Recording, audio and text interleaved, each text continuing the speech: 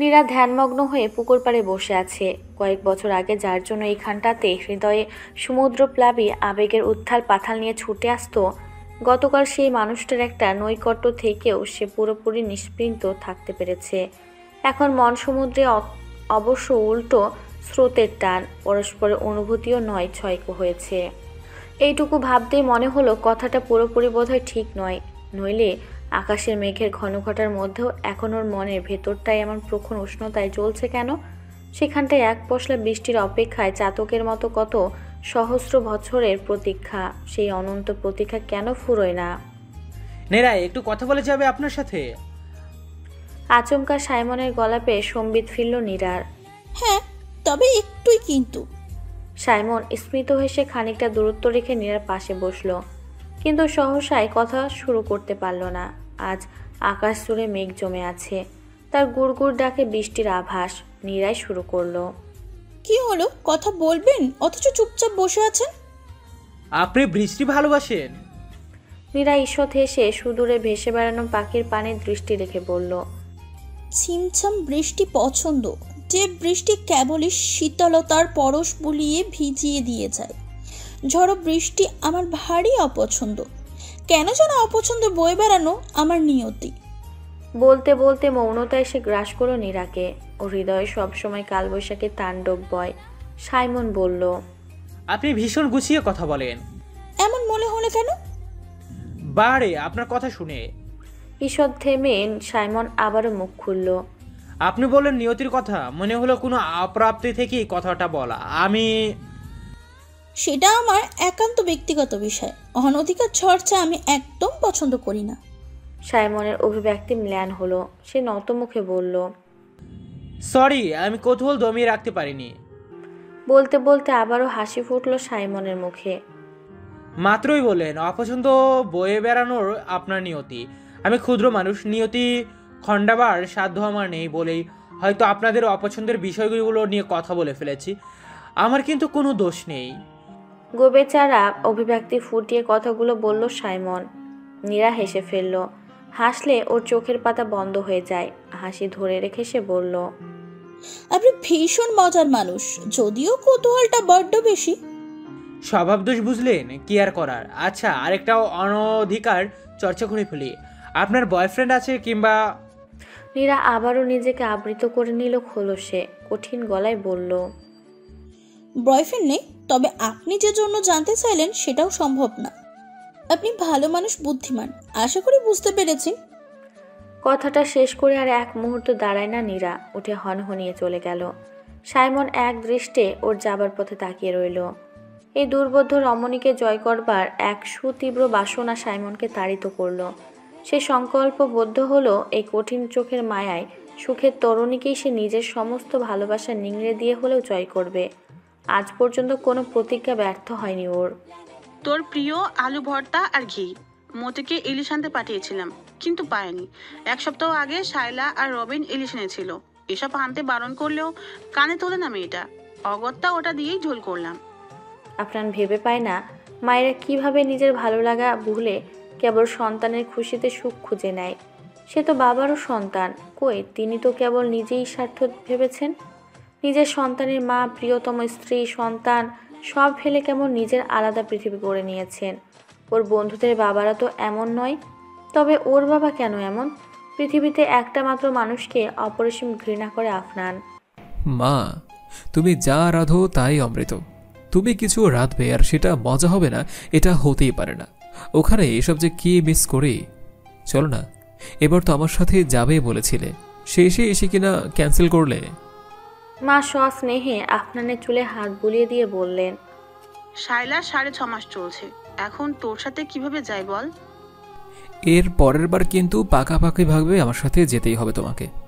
আর নইলে কিন্তু আমি সব ছেড়ে ছুড়ে একদম তোমার আঁচলের তলায় ফিরে আসব। দেখো ছেলের কাণ্ড, বলেছি তো যাবো। তোর জন্য যা যা দেবার সব দিয়েছি, তুই মনে করে ব্যাগে ভরিস। সে নেব না হয়। ওদিকে তোমার আদরের মেয়ে আমার সাথে গাল ফুলিয়ে বসে আছে। তোকে ভালোবাসে বলেই অভিমান হয়েছে। তাছাড়া এই সময় মেয়েরা কাছের মানুষদের কাছ থেকে একটু বেশি যত্ন আশা করে, মনোযোগ চায়। তো ট্রেন কয়টায়? যাবার আগে একবার ঘুরে যাস না হয়? দেখবি অভিমান গলে জল হয়ে গেছে। ট্রেন তো বিকেলে 4:30টায়। ভাবছি সকাল সকাল তোমাকে নিয়েই বেরোবো, তারপর ওখান থেকেই ট্রেন ধরবো। ঠিক আছে, শোন। বাকি কথা বলার আগেই আফনানের মোবাইল ফোন সশব্দে বেজে উঠল। সে হেসে বলল, আজ অষ্টম আশ্চর্য ঘটেছে। তোমার মেয়ে রেগে থেকেও নিজে আগে কল করেছে মা। মা আফনানের পিঠে চাপড় মেরে কপট ধমকে সুরে বললেন, পাজি হিংসুটে ছেলে, আমার ভালো মেয়েটাকে নিয়ে খালি নিন্দা করা। কলটা ধর, নইলে আর রাগ ভাঙাতে পারবি না। আফনান বাম হাতে কল রিসিভ করলো। কানে ধরতেই ও পাশে শায়লার কান্না শুনতে পেল। কি হয়েছে শায়লা, কাঁদছিস কেন? রবিন এখনো ফেরেনি আপনার, ওর ফোনটা বন্ধ। তুই টেনশন করিস কেন? মাত্র 9:15 বাজে। গত 1 মাস ধরে ও বিকালে ফিরে আসছে।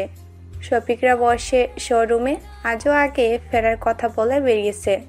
শফিক বলল ওখান থেকে বেরিয়ে গেছে সেই বিকাল 4টায়। এরপর ওকে ফোনে পাওয়া যায়নি। ভেবেছি হয়তো কোনো কাজে গেছে, কিন্তু আমার ভীষণ ভয় হচ্ছে। এই অবস্থায় আমি কিছু করতে পারছি না। কান্নার বেগ বাড়ছিল শায়লার। তুই একটু শান্ত হয়ে বস প্লিজ, আমি এক্ষুনি আসছি। তুই ঘর থেকে বাইরে বেরোস না, ঠিক আছে? আমি এখনই বেরোচ্ছি। প্লিজ কিছু একটা করো দ্রুত প্লিজ। আফনান মাকে নিয়ে শায়লার বাসায় এসেছে সাথে সাথেই। মনের ভয়ার্থ আরতি শুনে নিজেকে কেই বা ধরে রাখতে পারে। এসে দেখলো শায়লা কাঁদছিল ফুপিয়ে ফুপিয়ে, শরীর ঘেমে নিয়ে একাকার। মাকে জড়িয়ে ধরে হাউমাউ করে কেঁদে উঠল। কোনো খবর পাওয়া গেল? আফনানের প্রশ্নে রবিনের এক দূর সম্পর্কে খালে আমেনা বেগম ওদের সাথেই বাসায় থাকেন। তিনি বললেন। শায়লার মাথায় হাত দিয়ে বৃথা সান্ত্বনা দেবার চেষ্টা করে আফনান বলল, আমি শফিকের সাথে কথা বলে গিয়ে, এই অবস্থায় তোর এভাবে ভেঙে পড়াটা ক্ষতিকর, একটু শান্ত হ। বিলাপের মতো করে শায়লা বলল, একটা জলজান্ত মানুষ এইভাবে বলেনি অনেক কই গেল? আফনান বলল, আমি দেখছি হয়তো ফোনে চার্জ নেই, জরুরি কোনো কাজে ফেসে গেছে। তুই একটু শান্ত হয়ে বস, আমি আসছি। এখানে নষ্ট করার মতো সময় নেই আফনানের। সত্যি কোনো বিপদ হলো কি না দেখা দরকার সবার আগে। রবিনের দায়িত্বজ্ঞান টনটনে, অন্তঃসত্ত্বা স্ত্রীকে টেনশনে ফেলে সে এভাবে ডুব দেবার মানুষ নয়। কেন যেন মনে কু ডাকছে। শোরুমে এসে দেখলো আরিফ বসে আছে, শফিক ছোটাছুটির মধ্যে আছে। মুরাদ কাছ থেকেই আফনান ব্যবসায়িক ঝামেলার আদ্যপান্ত শুনল। এলাকার প্রভাবশালী লোক আজমল খান তার বুকে যাওয়া আদুরে পুত্র আরিফ বাবার ছত্রছায়ায় চাঁদাবাজি করে বেড়ায়, এলাকায় ত্রাস সৃষ্টি করেছে। এর সাথেই গতকাল বেশ কথা কাটাকাটি হয়েছে প্রকাশ্য দিবালোকে। তাতে রবিন গা করেনি। আজ নাকি হুমকি দিয়েছে যে আমার সাথে তেরিবেরি করে টিকতে পারবেন না। কত তালেবর দেখলাম, আপনি তো মেয়ে চুনোপুটি, তাই চলাফেরা সাবধানে কইরেন। রবিনকে তলাতে অসমর্থ হয়ে বড় কোনো ক্ষতি করে দেওয়া অসম্ভব কিছু নয়। সবটা শুনতে শুনতেই শফিক এলো। সে সম্ভাব্য সব জায়গায় খুঁজেছে, কিন্তু কোথাও নেই। দোকান বন্ধ করে ওদের দুজনকে সাথে নিয়ে প্রথমে ওরা স্থানীয় হাসপাতালে খোঁজ করলো। হদিশ মিলল না। এরপর গেল থানায় একটা মিসিং ডায়েরি করার জন্য। ওসি সাহেবের নাম শফাকত আলী, 40 বয়স মনে হলো। কখন থেকে মিসিং? শফিক উত্তর দিল, এখন বাজে 10:30। এত তাড়াতাড়ি জিডি করতে এলেন? তিনি তো বাচ্চা ছেলে না, হয়তো কোথাও। তাই নাকি? তা এতক্ষণটা বললেন না কেন? এবার আফনান মুখ খুলল। দেখুন, বেশ কয়েকদিন থেকে ঝামেলা হচ্ছে। রবিন কিন্তু জিডিও করেছিল আরিফ খানের নামে। আপনারা ব্যবস্থা করেছেন কি? ব্যবস্থা তো মুখ দিয়ে করা যায় না। ওপর মহলে তাদের বিরাট প্রভাব, হাতে নাতে প্রমাণ ছাড়া এসবে এগুলো যায় না। সব কিছুর একটা প্রসিডিউর আছে। এভাবে হাত পা গুটিয়ে বসে না থেকে কাজ শুরু করুন প্লিজ। আরিফ খানকে জিজ্ঞাসাবাদ করুন। শুনেন, আপনার বয়সে সবার রক্ত গরম থাকে, তাই এভাবে বলছেন। আমরা আমাদের মতো কেসটা নিয়ে এগোবো। আপনার কথাই তো প্রশাসন চলবে না। আমি অনুরোধ করছি প্লিজ। দেখুন, রবিনের স্ত্রী প্রেগনেন্ট, ভেঙে পড়েছে। এটা একটা মানবিক আবেদন হিসেবে দেখুন প্লিজ। ভেতরে ভেতরে ফুঁসে উঠলেও অপরিসীম ধৈর্য ধরে নিজেকে শান্ত রাখলো আফনান। দেখুন, আমি কাজ শুরু করব, কিন্তু কাদের বিরুদ্ধে লাগাচ্ছেন সেটাও তো মাথায় রাখতে হবে। তার বাবা এলাকার গণ্যমান্য ব্যক্তি, তার উপর আছে টাকা। টাকা আর পাওয়ার, এই দুইটা থাকলে পুরো দুনিয়াই তার হাতের মুঠোয় থাকে। মাথা গরম না করে বাসায় যান, আমরা দেখছি কতদূর কী করা যায়। টাকা আর পাওয়ার যাদের নেই তারা কি দেশের নাগরিক নয়? তাদের কি বেঁচে থাকার আইনের সেবা পাওয়ার অধিকার নেই? উদ্গত রাগ চাপা দেওয়া কঠিন হলো আফনানের জন্য। বোনের অসহায় করুণ মুখটা ভেসে উঠল ওর চোখের সামনে। মেয়েটা ভীষণ আবেগপ্রবণ। আপনি বাড়াবাড়ি করছেন আফনান সাহেব, যা বলছি সেটা করুন, কাজে ব্যাঘাত ঘটাবেন না, যান। শীতল গলায় বললেন শাফাকাত। এবার যেন খানিকটা নরম হলেন তিনি। মোলায়েম গলায় বললেন, যার টাকা আছে মানুষ তাকে মাথায় তুলে নাচে, সাথে পাওয়ার থাকলে তো 7 খুন মাফ। তাদের ভুল আসলে ভুল নয়। তেল দেওয়ার মানুষ মৌমাছির মতো ঝোঁক ঝোঁক করে তাদের আশেপাশে। তারা দিন বললে দিন, রাত বললে মানুষ মেনে নেয় এটাই রাত। সাদা কালো তারা এদের চোখেই দেখে না। এটাই এখানকার নীতি। যার টাকা নেই তার আদতে কোনো দাম নেই। মানুষ হয়তো তাকে বড়জোর সিম্পাথি দেখায়, কিন্তু কেউ তাকে আসলে গণ্যই করে না। এটা নিরেট সত্য। বেরিয়ে আস্তে আস্তে আফনানের রাগ চড়ল। টাকা, ক্ষমতা শেষ কথা, সততা, নীতিবোধ, মানবিকতা এসব কোথায়? অনেক আগে পড়া জীবনানন্দের একটা কবিতার লাইন এই চরম উত্তেজনার মধ্যেও মাথায় ঘুরল আফনানের। অদ্ভুত আধার এক এসেছে এই পৃথিবীতে আজ। যারা অন্ধ সবচেয়ে বেশি আজ চোখে দেখে তারা। যাদের হৃদয়ে কোনো প্রেম নেই, প্রীতি নেই, করুণার আলোড়ন নেই। পৃথিবী অচল আজ তাদের সুপরামর্শ ছাড়া। কেন এমন হয়? সে একটা ভয়ানক সিদ্ধান্ত নিল আফনান। আজ রাতটুকু সে অপেক্ষা করবে। গায়ে মনোবাক্যে সে চাইল রবিন যেন সুস্থভাবে ফিরে আসে। কিন্তু যদি না আসে, তবে পুলিশ কতদূর কী করতে পারবে তার নমুনা সে আজ পেয়েছে। সকাল হোক, সে নিজে গিয়ে দেখা করবে আরফের সাথে। তার সে যেই হোক, যাই হোক, আপাতত শায়লার মুখোমুখি হওয়াটাই সবচাইতে বেশি চ্যালেঞ্জিং মনে হলো আফনানের। কিভাবে ওর সামনে গিয়ে দাঁড়াবে একা একা? নিজেকে এতটা অসহায় কোনোদিন লাগেনি আফনানের। শফিক চলে যাবে, নীরার কাছে বিদায় নিতে এসেছে। নীরা তখন সদ্য ঘুম থেকে উঠেছে। আরো 2 দিন থেকে যা, একসাথে যাওয়া যাবে তাহলে। না নিরাপু, এখানে সময়টা চমৎকার কেটেছে। আঙ্কেল আন্টিকেও খুব ভালোই লেগেছে আমার। বাবা মাকে বলেছিস? হ্যাঁ, খেয়ে একেবারে বিদায় নিয়ে এসেছি। নীরা এগিয়ে যাচ্ছিল, পথে ইরার সাথে দেখা। 7 সকালে বস্তা পেতে কই যান? ইরাকে স্পষ্টতই অবজ্ঞা করে শাফিন নীরাকে বলল, তাহলে আসছি আপু। সাবধানে যাস, পৌঁছে কল করিস।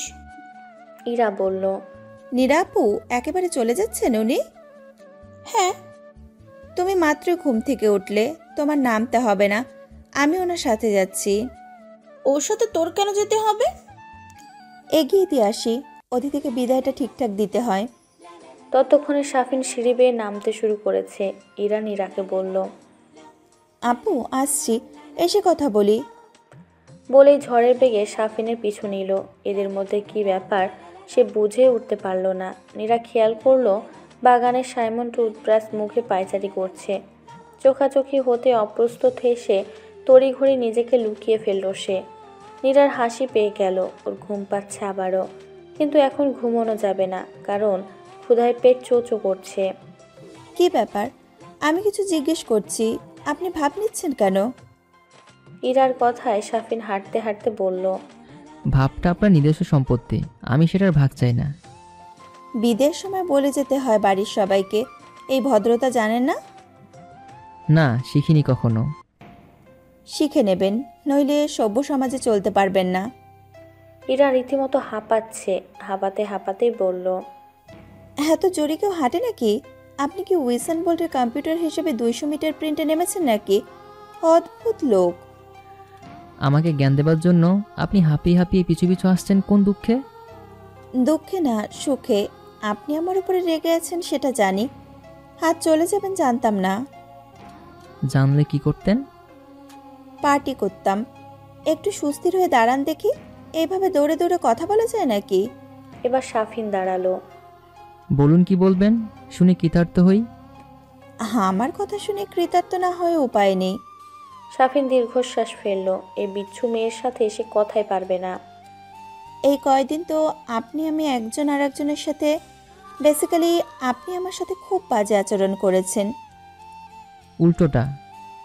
যাই হোক, কিছুদিন পরে যদি আপনার অনুশোচনা হয় যে আমার মতো শান্ত একটা মেয়ের সাথে এমন আচরণ করা ঠিক হয়নি, সরি বলতে না পারলে শান্তি নেই। অনুশোচনা খুব কঠিন জিনিস, তাই এই সমস্যা থেকে আপনাকে উদ্ধার করতে এলাম। তা কি সেই মুশকিল আসানের উপায়? শাফিনের ফোন আচমকা বেজে উঠল। ইরার হাতেও ফোন। আমাকে সরি বলার জন্য দিলাম নাম্বারটা। বলেই দৌড়ে চলে গেল ইরা। শাফিনের মুখে হাসি ফুটল এবার। ওকে বলে এখন নিজেই দৌড় প্রতিযোগিতায় নেমেছে মেয়েটা।